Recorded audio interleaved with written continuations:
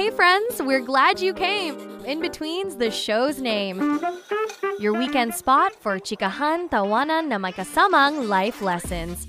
So, sit back, relax, enjoy the scene, happy vibes, only on In Betweens sa 702 DZAS FEBC Radio TV, Agapay ng Sambayanan.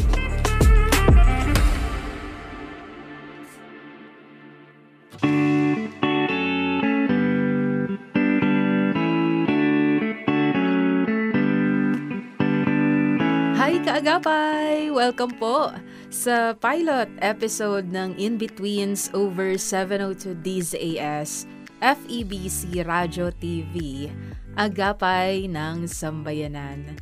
Kami po ay member ng KBP at yan po ang kapisanan ng mga broadcaster ng Pilipinas. At ako po ang inyong ABC, ang best bud mo sa Candid Conversations, ABCD Ferrer Tabua. At tayo po ay magkakasama sa loob ng 1 hour. At sa ating bagong program, baka napapaisip ka, kaagapay, kung bakit nga ba ang title ng program na ito ay In Betweens.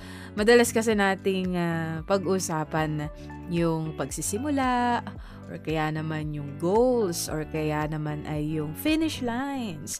Pero bihira nating pagtuunan ng pansin yung gitna, 'di ba? Yung middle ng mga pinagdadaanan natin, yung in-betweens.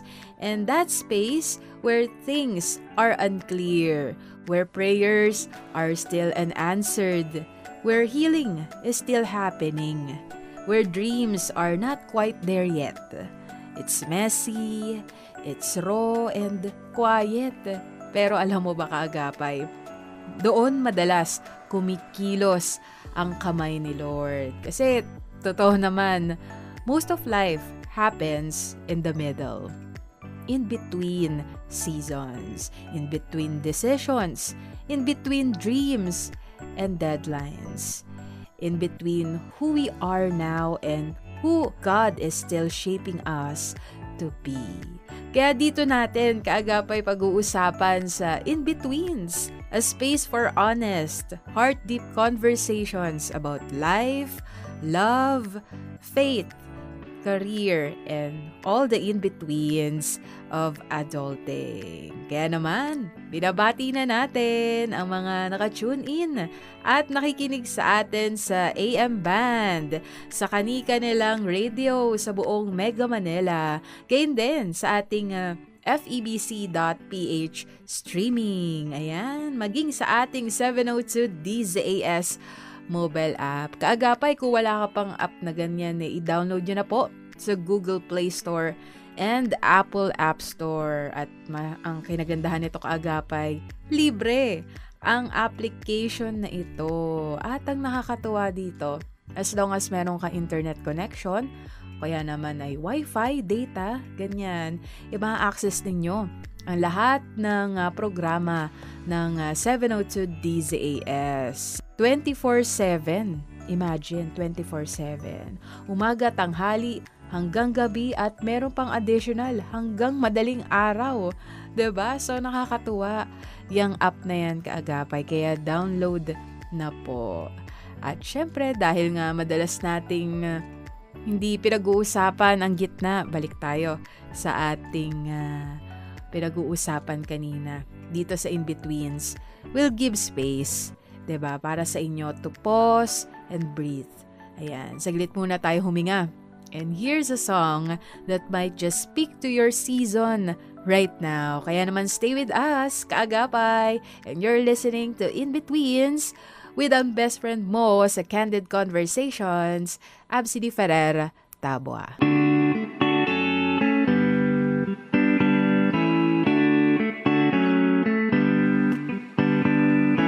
You're still tuned in dito sa In-Betweens over 702 DZAS FEBC Radio TV, Agapay ng Sambayanan. At kasama nyo pa rin po ko, ang inyong ABC, ang best bud ninyo sa Candid Conversations, ABCD Ferrer Tabua po. And today, We're talking about something that can feel exciting, scary, or pareho, or both. The start of something new. Medyo nakakakaba, no? Kasi syempre, bago. Hindi ka familiar. And kaagapay, maybe you're stepping into a new job, or a new season, or a new relationship, or a new role as a wife, or maybe a new calling na hindi mo pa maintindihan sa ngayon.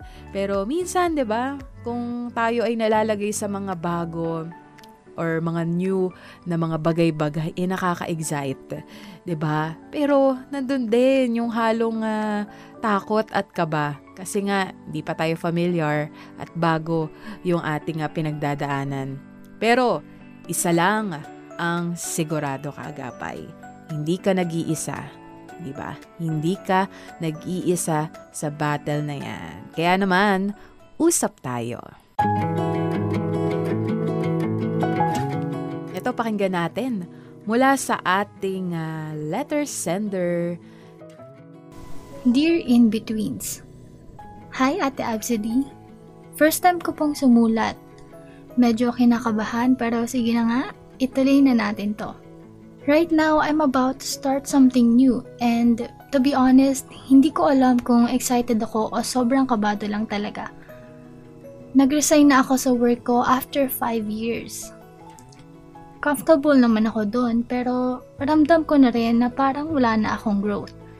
So ngayon, I'm finally pursuing something I've been dreaming of for a long time.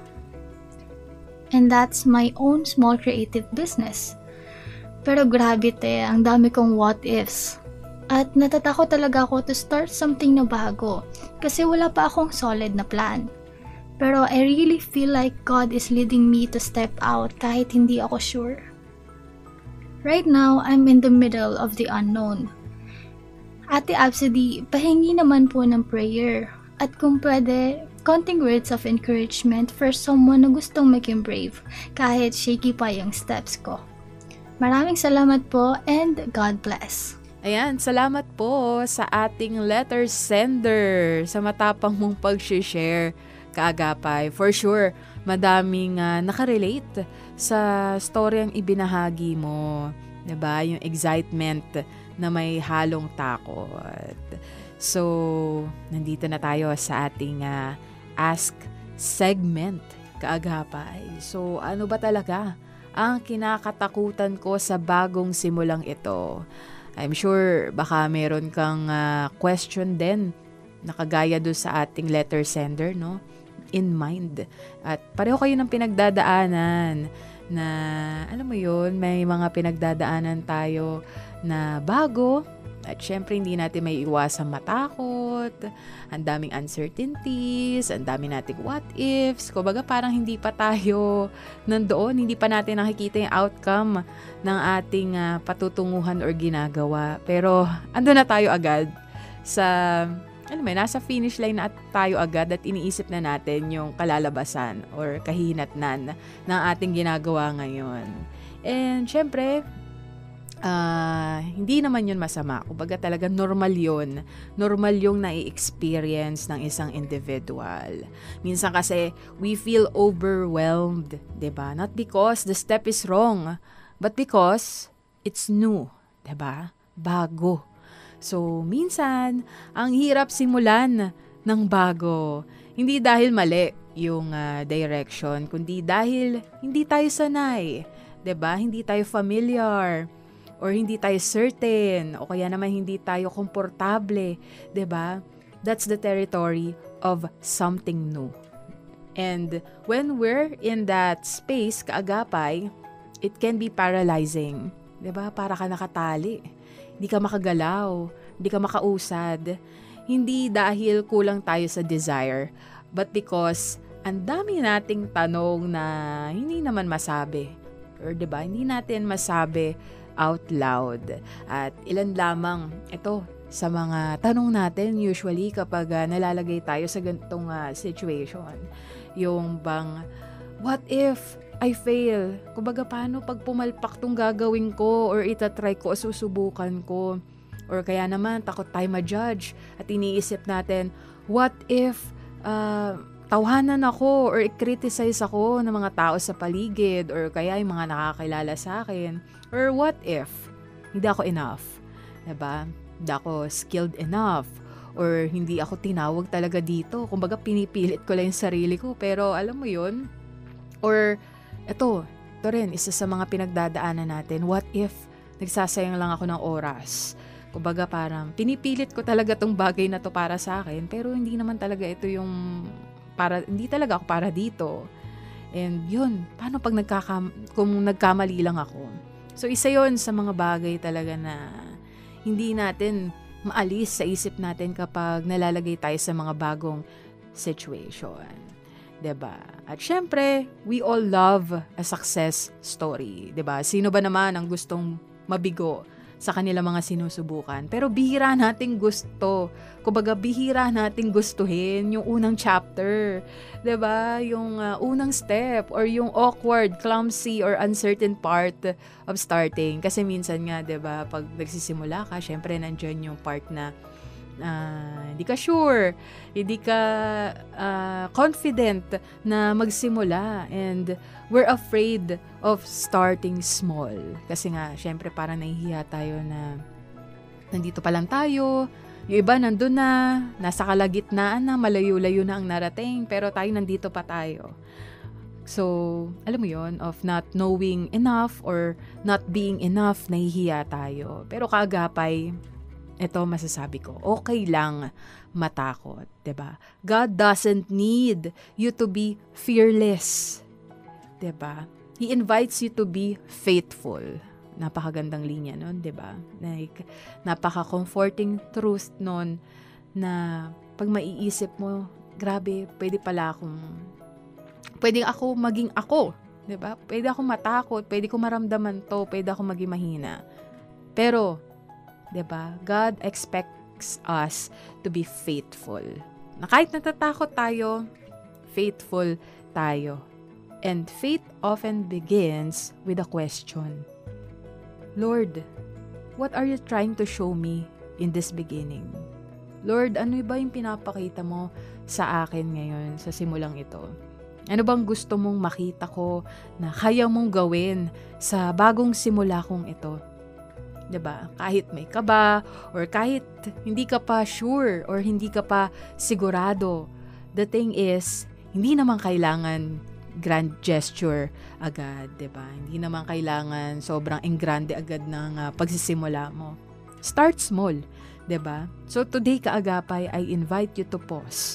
Huwag muna tayong tumakbo sa what's next. Let's stay here for a moment and name the fear, 'di ba? Not to feed it, hindi para magpakain ka sa takot mo, but to face it together with God. Alright, now that we've laid our hearts bare by asking these real and raw questions, kaagapay, let's take a moment. Hinga-hinga ka muna. Ayan. And here's a song to give you that space.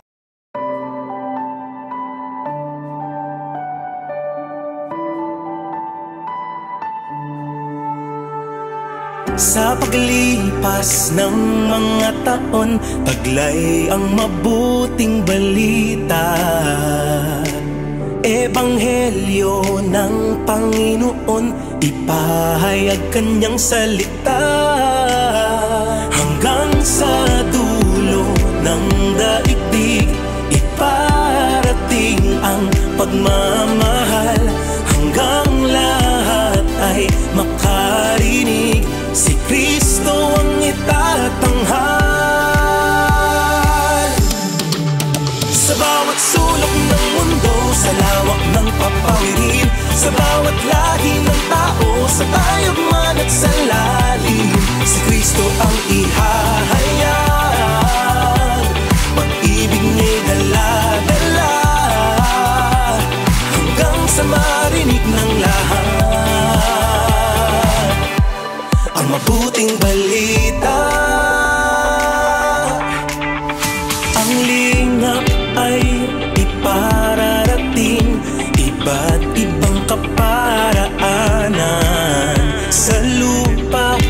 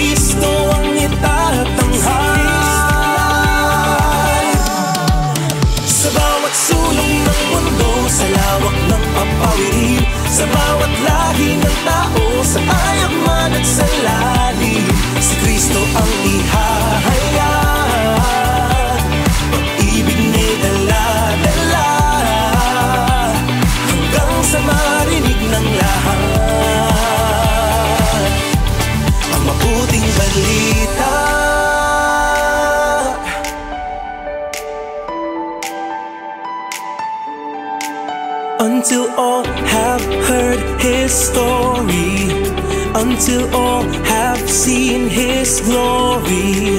To each corner of the world will proclaim His living word.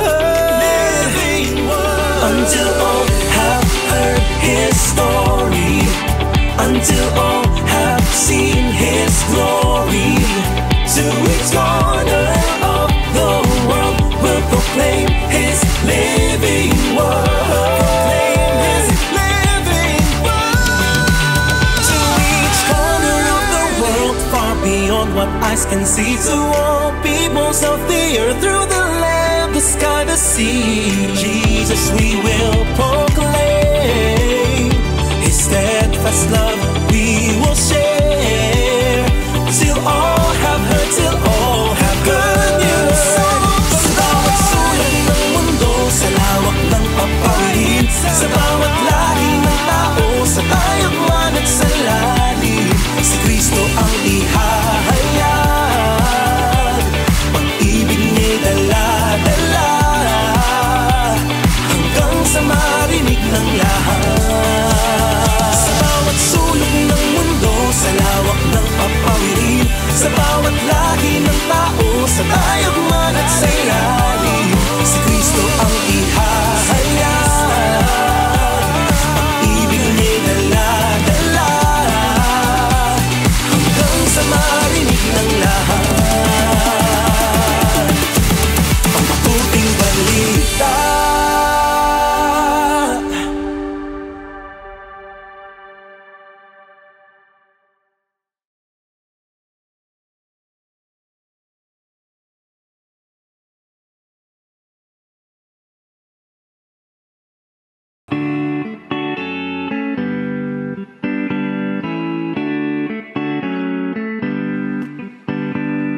Welcome back, kaagapay! You're still tuned in dito sa In-Betweens over 702 DZAS FEBC Radyo TV, agapay ng sambayanan.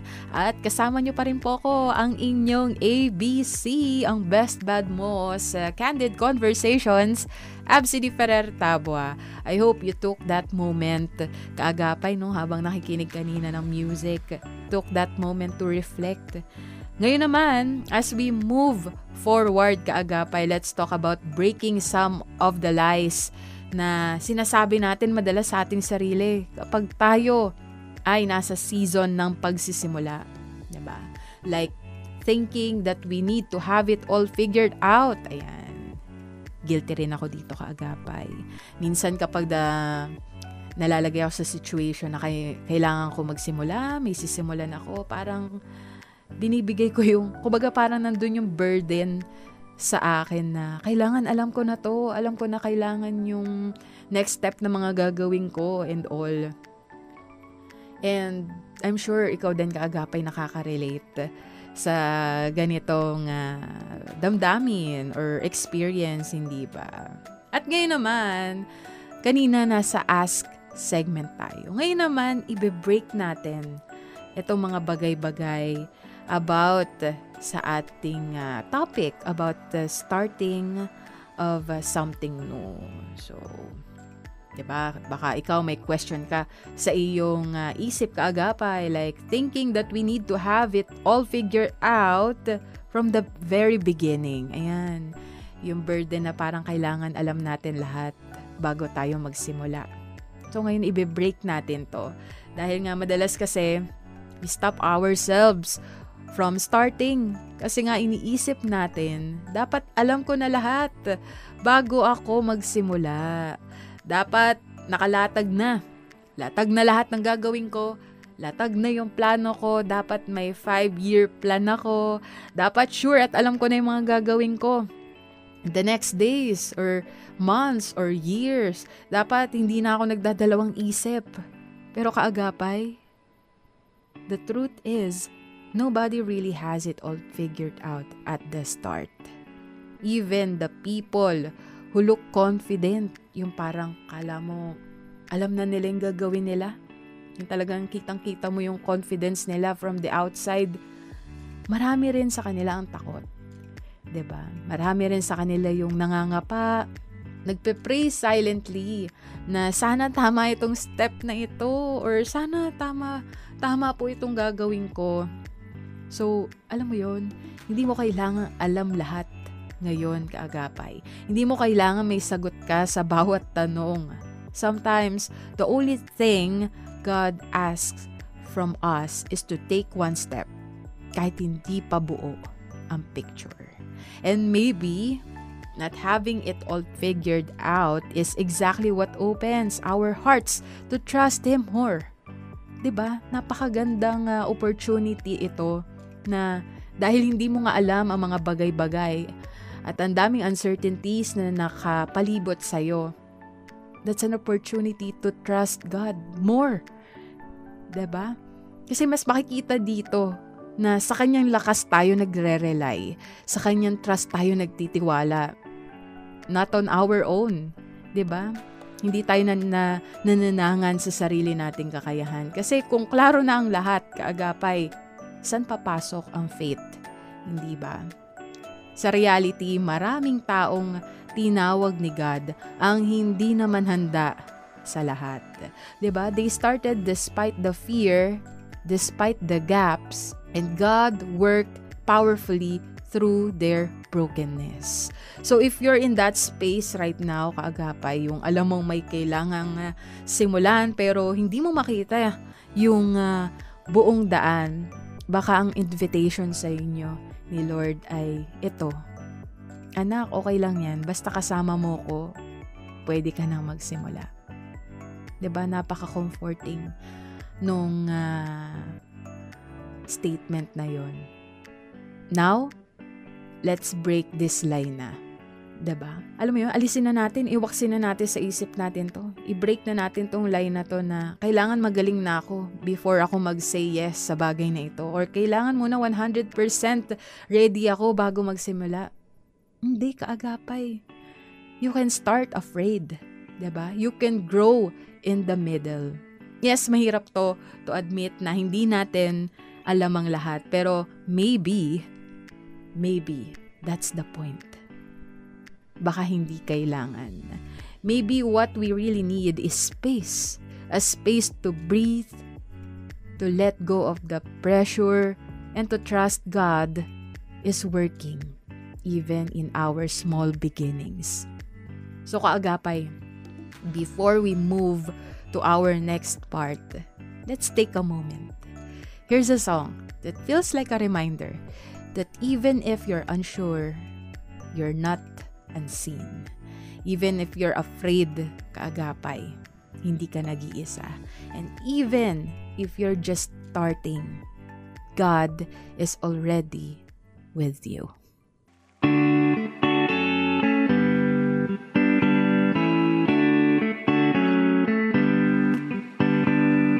Welcome back, kaagapay, and you're still tuned in dito sa In-Betweens over 702 DZAS, FEBC Radio TV, agapay ng sambayanan. At ito pa rin po, kasama nyo pa rin po ang inyong ABC, ang best bud mo sa Candid Conversations, Absidy Ferrer Tabua.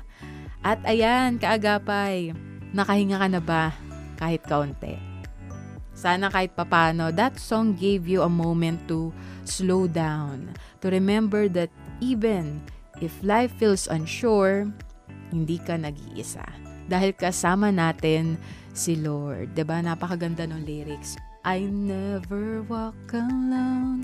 Ayan. So kanina, we asked, 'di ba? We asked the hard questions. Tapos we tried to break the lies na kailangan alam na natin lahat before we even start.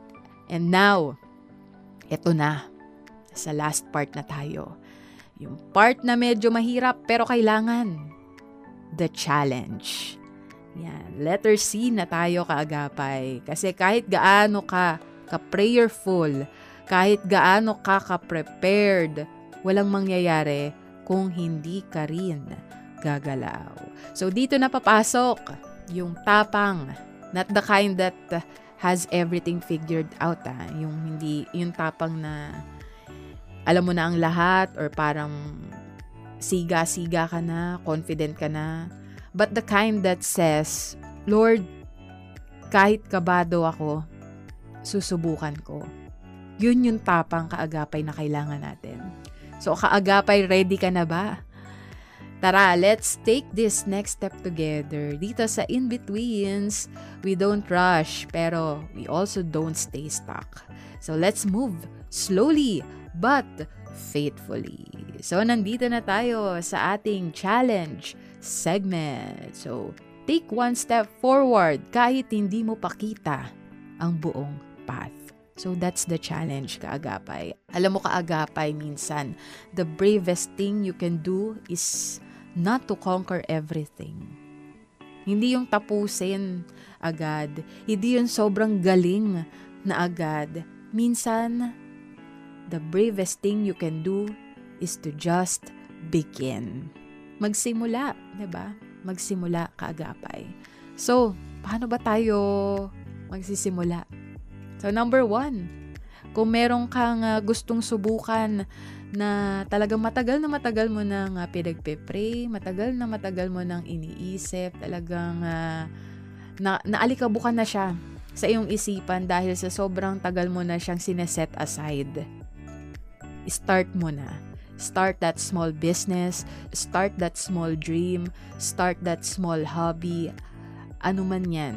Start that small passion. Kahit isa pa lang ang naniniwala sa'yo. Kumbaga, best friend mo, yung mama mo, it's okay, diba? You're building something from scratch and that already matters, diba? And number 2, say yes to that calling. Kahit hindi ka pa expert, diba? Remember, when God calls, He equips along the way. And number 3, open your journal and write that first line, diba? That story in your heart or that dream you've been ignoring. God placed that there for a reason. Nilagay ng Lord yung desire na yan sa puso mo for a reason. It doesn't have to be perfect. It's just have to be true, diba? And number 4, ito rin, isa sa mga kailangan natin, talk to someone that you trust. Ayan. Someone na pinagkakatiwalaan mo, kaagapay. Mahalaga na you have someone na ka-journey mo, diba? Kaagapay mo sa mga pinagdadaanan mo ngayon. And you don't have to process this alone. Kasi nga minsan or madalas, gumagamit ang Lord ng tao bilang instrumento para mangusap sa'yo. And number 5, kneel and pray, saying, Lord, hindi ko po kita ang lahat, pero naniniwala akong kita mo ako. So kahit hindi mo pa alam ang lahat, kaagapay, diba? Kahit hindi pa natin alam kung ano yung kahihinatnan or magiging outcome ng ginagawa natin, magsisimula tayong kasama si Lord. Alam natin yan. That's the promise na dapat natin panghawakan. Hindi niya tayo iiwan ni pababayaan. Kasama natin siya every step of the way. Kaya kaagapay, tandaan natin, a surrendered step is still obedience. Sa totoo lang, God doesn't expect perfection. He honors progress. That one act of faith, kahit simple lang, hindi yun mawawala ng saysay. Diba? Kasi kahit maliit na yes ngayon, pwede maging malaking testimony bukas. Hindi mo alam kung saan ka gagamitin ng Lord or yung story mo kung paano gagamitin ng Lord to bless others. So, what is that one step for you today, kaagapay? Salamat mga kaagapay sa mga sumama sa atin sa loob ng 1 hour. At syempre nagpapasalamat tayo sa mga kasamahan natin sa broadcast, sa ating production technicians, ganyan din sa ating RTV team, maging sa ating mga kaagapay sa Bukawe Transmitter Site team. Thank you so much po sa inyong assistance. At dito na po nagtatapos ang ating kwentuhan today. Pero syempre hindi pa natatapos ang ating journey dahil magkakasama po tayo ulit next week, same time, same frequency. At syempre, tuwing Saturday po, 4 o'clock to 5 o'clock p.m. Magkarinigan po muli tayo next week. Muli, ito po ang inyong ABC, ang inyong best buds sa Candid Conversations, Absi D. Ferrer Tabua. Nagpapaalalang sa simula, sa uncertainty, sa pause or routines, God is with you, even in the in-betweens. God bless you, kaagapay. Happy vibes only on In-Betweens, your weekend spot for chikahan, tawanan na may kasamang life lessons. In-Betweens, 702 DZAS, FEBC Radio TV, agapay ng sambayanan.